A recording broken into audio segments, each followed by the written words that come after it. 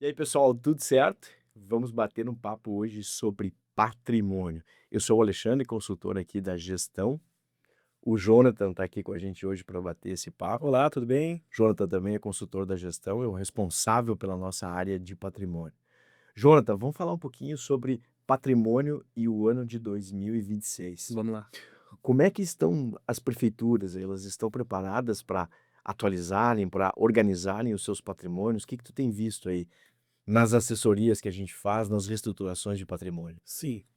O cenário que a gente encontra, Alexandre, ele é um pouquinho triste, tá? Porque a gente não encontra setores, áreas de controle patrimonial estruturadas, pessoas capacitadas, né? Então, as prefeituras que contam, né, com essa área, ainda meramente burocrático, né? A questão do controle patrimonial, ela não é um controle patrimonial que é estratégico. Então o controle patrimonial está mais burocrático do que estratégico hoje Isso nos mesmo, municípios, né. isso mesmo. Não só nos municípios, né, em câmara de vereadores, em autarquias, em qualquer estrutura da administração pública que tenha controle patrimonial, ainda é mais burocrático do que estratégico, né. Muito bem. Tu vê que se o patrimônio está recebendo uma atenção, assim, especial ou se o patrimônio ainda está ficando, assim, de segundo, aquela situação que a gente costuma encontrar, alguém que precisava ganhar uma função gratificada, não tem nada para dar para ele, vai lá e dá uma função para o patrimônio, para dizer que ele tem alguma função essa. Isso ainda existe hoje nas Sim, prefeituras? sim, ainda existe, e é uma pena que essas pessoas elas não recebem uma capacitação, né, para que consigam, executar essas atribuições, né. Porque a pessoa que vai trabalhar ali na área de controle patrimonial, ela precisa de uma série de conhecimentos, né, não é Precisa só estar colocar uma capacitado pessoa ali, ali, né. precisa estar treinada, né? Isso aí. Pois é, a gente vê essa questão da capacitação, né, não só na área de patrimônio, mas em outras áreas também, né.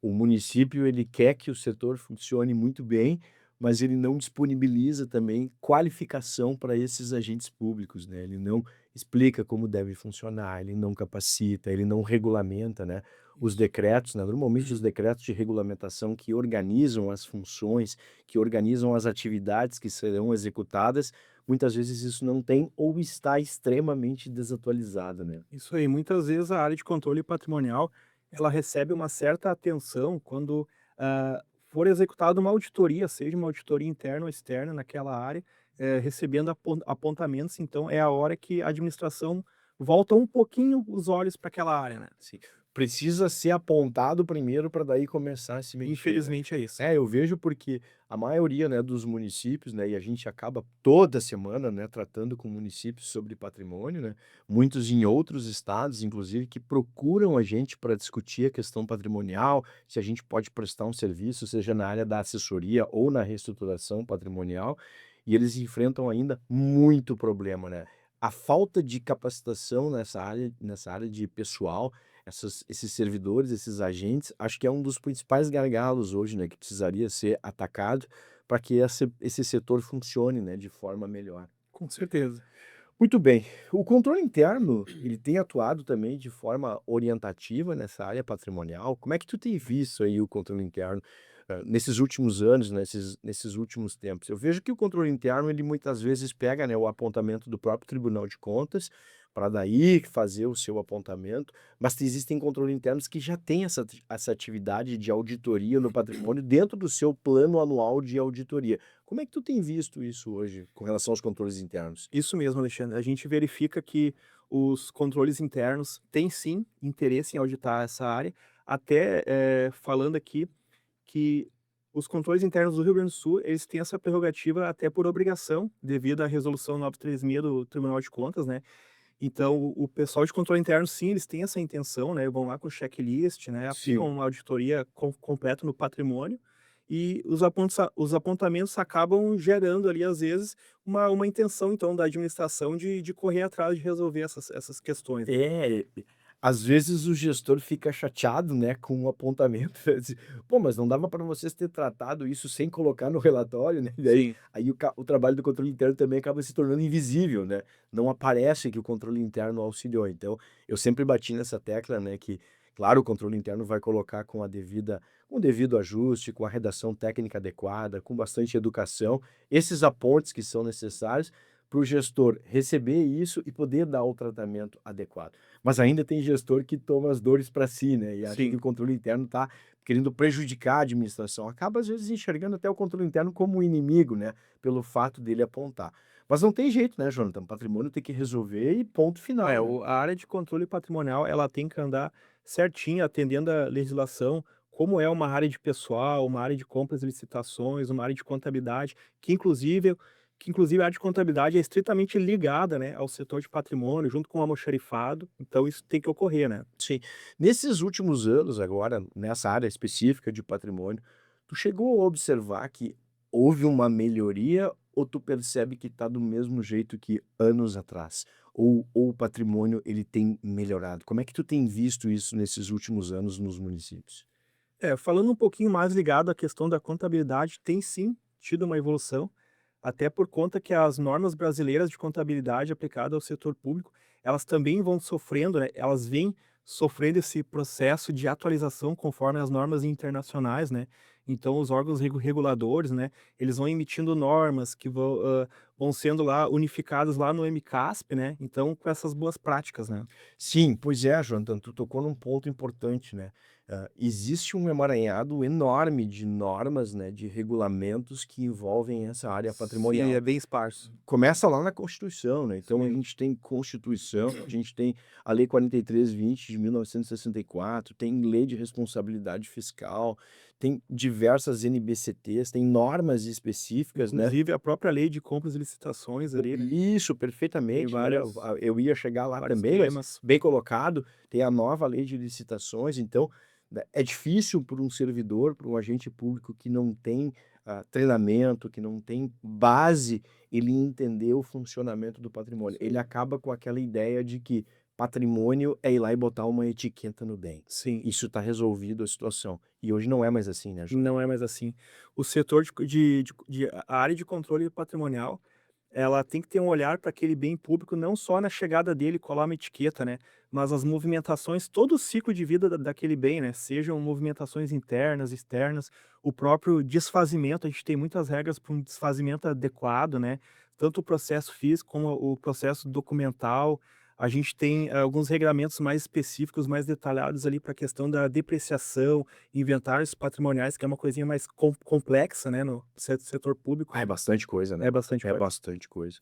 E me fala um pouquinho, assim, até para o pessoal que está nos assistindo entender, como é que faz uma reavaliação de um bem, assim? Não precisa entrar em muitos detalhes técnicos, mas só para a gente ter uma ideia, assim, explica para a gente uma reavaliação, por exemplo, de uma mesa, uma máquina e um imóvel. Qual é a diferença dos 3 assim? Um é mais complexo que o outro, a Sim. documentação que precisa ser feita é diferente, tem necessidade de ter algum profissional específico para poder fazer isso? Ou o próprio município, né, com a sua contabilidade, com a sua assessoria contábil, consegue desenvolver esse trabalho? Fala um pouquinho dessa pesquisa de mercado, assim, quando o município vai fazer a sua reavaliação e trazer os valores atualizados. Como é que isso se constrói dentro de um município? Ok. A gente vê lá no MCASP, né, o MCASP ele sugere que ocorra essa avaliação dos bens móveis e imóveis de a cada 4 anos ou 5 em 5 anos, dependendo da situação de mudança de preços, né. Eh, uma reavaliação patrimonial, ela começa com o inventário patrimonial, né, que vai passar lá pela nomeação de comissão, todo o processo de planejamento, execução e ajustes finais, relatório de inventário. Com o inventário ok, né, a gente sabendo na verdade, o município sabendo o que existem de bens e aonde eles estão, aí a gente parte então para o processo de reavaliação, né. O inventário é levantar tudo que o município tem e encontrar a situação atual dele. Ah, tem essa televisão, tem essa mesa, tem esse lustre, a cortina, será que a cortina vai? Será que a cortina não vai? Será que um grampeador vai, não vai? Isso é fazer o inventário geral. Isso aí. Tá. E o processo de reavaliação vai trazer o valor desses bens, desses itens, a valor de mercados atuais. Para cada um desses bens, vai pegar cada um e vai fazer uma reavaliação. Para cada um desses itens, seja uma mesa, uma cadeira, um terreno, uma edificação. Não, mas isso aí vai levar uns 12 anos daí para fazer. Não, mas existe um processo, ele é simples, só que ele tem um começo, meio e fim, algumas etapas ali que não podem ser puladas, né. Sim. Tem um uma certa, né? Sim, mas e para fazer efetivamente essa reavaliação, aí vai se pegar aquele bem e vai se analisar. Por exemplo, uma máquina, vai ser feito um laudo dessa máquina que vai identificar o estado de conservação dela, como é que está motor, como é que está a pintura, enfim, o funcionamento dela. É mais ou menos por aí, porque não dá para Justamente. chegar lá, pegar o relatório e dizer se é bom ou ruim, né? Justamente. Até porque tu vai fazer o processo seria, mais ou menos assim, tu faz, 3 cotações de mercado para chegar num valor médio, mas seria de um bem novo, né, de um item novo. Então tu tem que ponderar esse valor com o estado de conservação do bem, como tu mesmo Ah, então havia houve um dito. cruzamento. Isso A aí. gente vai identificar que esse bem aqui, por exemplo, custa R$ 100, mas vai avaliar o estado do nosso bem aqui na nossa organização pública para ver qual é o percentual que ele tem sobre o valor de um bem novo. Isso mesmo. Ah, mas isso dá trabalho, Dá né? um pouquinho de trabalho, sim. Barbaridade. Inclusive, chegando nesse ponto, a gente vai ser definido também novos prazos de vida útil, de valor residual, novas taxas de depreciação para aquele bem a partir daquele momento que ele foi reavaliado. Uhum, tá. Então, quais são os primeiros passos, assim, para o município que quer andar para frente? O município que quer regularizar o seu patrimônio. Quais são os primeiros passos, assim, que ele vai ter que dar? Digamos que ele não tem aí uma equipe técnica de uma assessoria para ajudar ele, não tem um time especializado e ele vai querer andar. O que que ele vai ter que fazer por primeiro? Primeiro vai ter que fazer um inventário de tudo. O inventário. Nomear uma comissão de inventário, Ah, tem uma comissão que precisa comissão de se inventário, montar. até mesmo por questão de segregação de funções, né? Sim. Não, não compete ao servidor lá, ao agente público, que é o responsável pelo controle patrimonial, executar esse inventário, né? Por questão de segregação de funções. Né? Não, perfeito. Eu ia tocar nesse ponto da segregação de função, tá? E essa comissão, esses membros, normalmente, que quando tu tá atuando nos municípios, essa comissão, os membros têm experiência nessa área patrimonial ou acontece de não ter? Acontece que a comissão ela é nomeada, mas ela não recebe uma capacitação, né? Não consegue executar o inventário, fica aquela ideia de inventários que nunca terminam, até mesmo que nunca começam, né? Sei. Então a ideia é assim, a gente quer reestruturar o patrimônio, mas existem pessoas com boa vontade, só que elas não sabem qual caminho seguir. Justamente. E aí acaba se perdendo. Eu já vi esse filme várias vezes, né, nos municípios, né. Ah, a gente tem uma comissão nomeada e aí quando vai se reunir com a comissão nomeada, ninguém fez nada. Mas aí a comissão explica, né, que não sabia por onde começar e etc e tal. Muito bom, cara, é interessante. Quais são os processos, assim, que tu entende, Jonathan, que não pode faltar na hora de fazer uma reestruturação patrimonial? Aquilo que é crucial, assim, que é importantíssimo que ao final do trabalho tenha sido feito. Sim. Um processo de reestruturação patrimonial, ele assim, na maioria das vezes, ele é feito fora do sistema informatizado, né. A empresa do sistema ela é contratada, ela disponibiliza uma planilha com todos os dados gerais do patrimônio, e essa planilha serve de base, então, para revisão das localizações, né, revisão da classificação contábil para depois futuros ajustes na Às contabilidade. vezes os bens eles estão classificados de forma equivocada.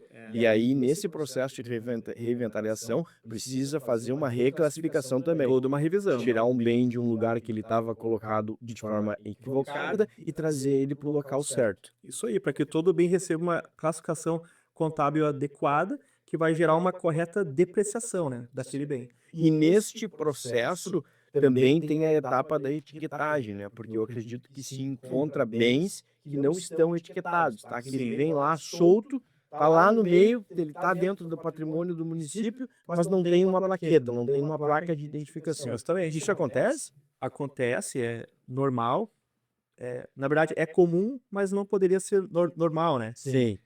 Essa fase de trabalho de campo sim, ela é uma das principais, né, onde a equipe de inventário deve ir a campo, coletar os dados, identificar os bens que não possuem essa etiqueta, né, estado de conservação, eventualmente corrigir algumas descrições que são muito falhas, são muito Sim. simples, né. Sim. Essa questão das descrições eu já vi bastante também, tá escrito lá, mesa, tá escrito computador, tá escrito televisão. Sim, mas de que marca, de que tamanho, de que modelo? Isso. Não tem nenhuma informação, né, Jonathan? Muito bem. Tu vai fazer uma capacitação sobre patrimônio, né? Primeiro, né, tu tá assessorando hoje alguns municípios, né? Tu tá fazendo essa reestruturação patrimonial, agora tu tá tocando aí alguns. são quase meia dúzia de contratos também ao mesmo tempo, né, então eu imagino que não é fácil organizar as equipes em todos esses municípios, né, para poder fazer isso tudo, mas eu sei que tu vai fazer uma capacitação agora nos dias 26 e 27 de agosto, é isso? Essa capacitação vai ser online e ao vivo. 100% O que online. que tu vai tratar nessa capacitação, assim? Tu vai entrar mais na área técnica, assim, para deixar o pessoal preparado para fazer esse trabalho? Fala um pouquinho aí da capacitação para o pessoal entender. Tá, não tem como não entrar na área técnica, né, até justamente para capacitar bem, né, os alunos, né. Sim. A gente vai falar sobre os tópicos principais que envolvem a área de controle patrimonial de um município, né. Desde a estruturação do setor, a legislação, aplicável, que é uma legislação bem esparsa, né. Sim. A gente vai falar sobre sistema informatizado, técnicas de etiquetação, a gente vai falar sobre todo o ciclo de vida dos bens no ambiente público, seja no recebimento, como deve ser esse recebimento, né, o processo de ingresso, o tombamento patrimonial desses bens, o que ocorre com esse bem durante a vida útil dele, né, as movimentações, sejam internas ou externas. Ah, tu pegou um gancho agora que eu queria falar também nesse nosso podcast aqui, a questão do termo de responsabilidade. Tem muita gente que tem dúvida, né? E já aconteceu comigo até no tempo de controle interno, né? Quando estou lá fazendo um trabalho de fiscalização e a gente vai ver o termo de responsabilidade e tem servidor no município, tem agente público que não quer assinar um termo de responsabilidade porque ele não quer ser o responsável pelo setor de patrimônio. Explica para nós o que que é esse termo de responsabilidade e para que ele serve, assim, Sim. tá? Assim, ó, gente, lá na Constituição Federal, parágrafo único do artigo 70, nos traz ali que toda pessoa física ou jurídica que guarde, administre, use bens, deverá prestar contas desses bens, né? E como se materializa isso então, né, Alexandre? Ah, o setor de patrimônio, então, ele não é responsável direto por aquele bem. Vai ter alguém usando aquele bem. Mas o setor de patrimônio, ele é o responsável por emitir esse termo de responsabilidade, que é uma relação de bens, né, que estão em uso por aquele servidor, por É aquele uma lista. gestor. Isso aí, É uma lista com cada bem que tem. isso aí. Então, esse servidor que usa esses bens, ele teria a obrigação de assinar esse termo, né, como responsável por aqueles bens, né. Esse termo significa que aqueles bens estão sob a guarda dele. Isso mesmo, Isso. justamente. E aí se faz isso para todos os setores de uma organização pública, Todas as seja na prefeitura, seja uma câmara. Então, tem lá a Secretaria da Educação. Ah, na Secretaria da Educação ainda nós vamos ter escolas, né? Nós vamos ter separado, né? A escola tal, e ainda assim nós vamos ter setores dentro de cada dentro de escola, né? cada unidade. Então, por exemplo, a gente vai ter lá um termo de responsabilidade para a sala da direção. E aí alguém vai ser o responsável por esses bens. Ou seja, se tirar um bem dali e levar para outro lugar, se fizer uma troca desse bem com outro, tem que avisar o setor de patrimônio para o setor de patrimônio fazer a atualização desse termo de Isso aí, o responsabilidade. município tem que instituir um mecanismo, para que o setor de patrimônio seja avisado, né, para que além de ocorrer essa movimentação física do bem, o setor de patrimônio também consiga fazer o ajuste lá no sistema, né, da localização desse bem, inclusive emitindo um novo termo de responsabilidade, né, Sim, atualizando a responsabilidade por esse bem, se trocou o agente, né. sim. Pergunta que não quer calar, tá? Que todo mundo vai querer saber. Tu vai tratar só teoria na tua capacitação ou tu vai trazer prática também? Claro que não, a gente vai trazer muita prática das nossas vivências no dia a dia nos municípios, né. Isso. O curso ele não é leitura de lei, tá, gente, é boas práticas administrativas, tá. Beleza. É, a gente faz as capacitações aqui na gestão, né? Sempre com esse foco, né, Jonathan? Eu já sabia a tua resposta, mas eu perguntei para deixar isso muito claro no vídeo, né? A gente sempre foca na questão prática, né? Eu costumo brincar, inclusive, que o consultor, né, ele não é mais inteligente que aquele que está sendo assessorado. Ele já errou mais. Ele já passou muitas vezes pelo aquele mesmo problema e aí, com base nessa experiência, ele começa a ter capacidade de orientar. E juntos a gente sempre consegue construir soluções que são mais fortes e duradouras, né? Quando a gente tem uma equipe, né, junto com outra equipe, somando esforços, vai funcionar muito melhor do que um trabalhando independente. Ou às vezes, né, a gente enxerga nos municípios até alguém querendo apagar o brilho do colega, né? E isso não pode acontecer, né, Isso Jonathan? mesmo, é. Tu que está na rua, tu que está organizando essas equipes de reestruturação patrimonial, chuva, sol, barro, indo para interior, né?